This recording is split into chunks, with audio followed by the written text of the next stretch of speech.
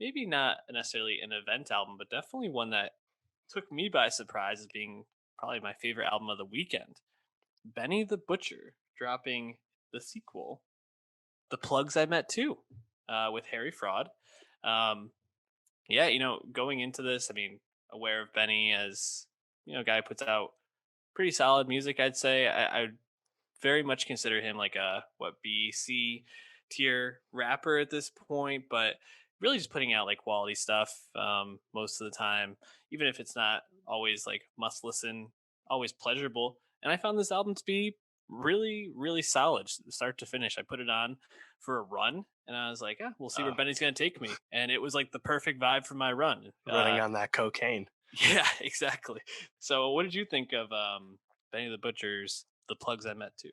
Yeah, well, I think that's the thing with the whole Griselda crew, Mhm. Benny chief among them, is that because they release so much music, there definitely is like some ups and downs, but the floor is quite evidently high, Yeah. and it's never like really bad. It's just it might not stand out as say songs you already heard from them before or something. And Griselda's they've been cooking for a while. This crew out of Buffalo, and I've just been waiting for a time to get in because they've been making so much music. I mean, just in 2020, you had the November 2019, you get that Griselda group album, Conway the Machine, West Side Gun, and Benny the Butcher. They're all related.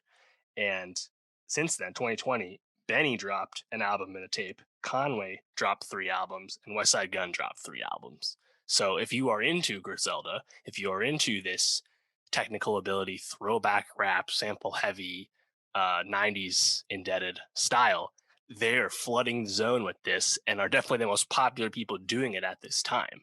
And it's kind of cool to see like real throwback rappers finding a lot of success in this regard. And a few of them are, Rock Nation managed at this point. I think Empire distributes for Griselda Records. So the come up is well known, and Benny got a lot of accolades for Burden of Proof, his album last fall. Mhm.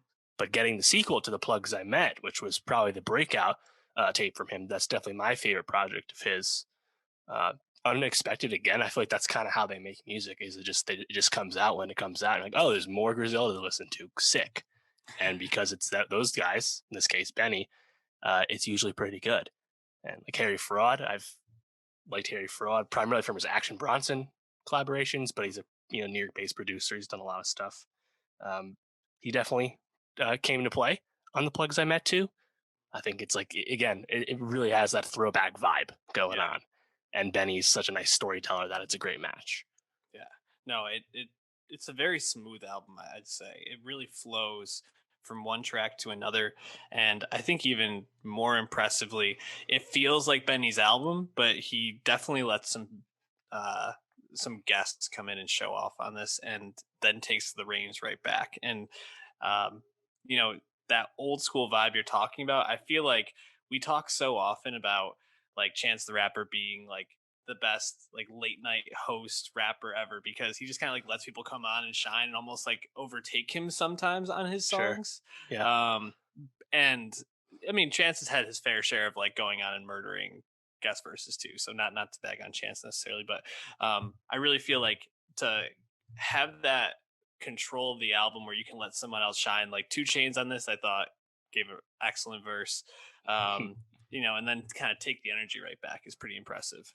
Yeah, I'll say Two Chains on Plug Talk I thought was a pretty choice feature because the synergy made a lot of sense to me. Mhm. Two Chains, like Benny the Butcher and the rest of Griselda, a rapper that found mainstream acceptance and success a little A-Rod. older in life than the average rapper usually does. So I thought that made a lot of sense there. I was actually quite impressed on overall featuring Chinks because Chinks, of course, is Mhm. a New York rapper who was killed back in 2015. So actually find, I think, a really solid performance, posthumous performance, so long after the death. It kind of surprised me. I think that song's really good. Yeah, no, I actually really liked the very like first like 4 or 5 tracks a lot. Even like Fat Joe coming in, I was like, oh, Fat Joe, like this is kind of Yeah. fun. Uh, Gotta say, Fat Joe dropping the China virus line at the worst possible time. yeah, Just a fucked up thing to say. And he yeah, did acknowledge the that, Wuhan flu. Yeah, not yeah, cool. he said that he recorded that a year ago like right before this pandemic started. I was like, hey, even if that is 100% true, both him and Benny and Empire, like, you can edit this out Yeah, later, right? Like right. that's unforgivable. I think, especially the timing. Like, come on, man, read the room. Yeah, no, absolutely. But what else did you like about this album, or what surprised you? Yeah, I mean, it's just the vibes, man. Yeah. The storytelling, I think, especially towards the end, the song like "Survivor's Remorse," Benny the Butcher, um, like the Griselda guys, is about that life. Was about that life. He survived a robbery attempt and got shot. And the last year, Conway has Bell's palsy on his face because of a shooting. Like these guys are real in that regard, and they have stories to tell. And a song "Survivor's Remorse," you can imagine what that's about. So it's just the storytelling, and again, over like the crisp throwback vibes that Harry Fraud is really adept at bringing. It's really pleasant, and also refreshing because you don't get a lot of rap in this traditional sense these days. Yeah. No, absolutely. Any tracks you want to shout out? Any that we should add to the playlist? Yeah, I already mentioned overall with Jinx Mhm. and Plug Talk with Two Chains. I like those ones a lot, but nothing really, didn't stand out to me. I thought Longevity was cool because again, nice to hear from Jim Jones, another Mhm. fellow New Yorker. Jim Jones definitely not the most active rapper these days, but thought that was actually pretty good as well. Yeah, no, I agree. I think we'll probably add Plug Talk to the playlist. Check that out. Nostalgia Best of 2020. It'll be in the show notes. Uh, 2021. 2021. Yeah, let's not go back to 2020.